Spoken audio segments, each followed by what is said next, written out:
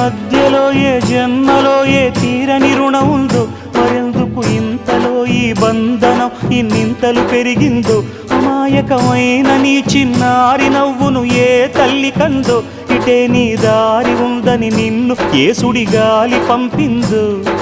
పాపం పుణ్యం దేవుడికెరుక, పేదకు దొరికిన బంగారు కణిక, పాలు వెన్నాలేవని అనక ప్రేమను తాగి పెరగవెసిలక.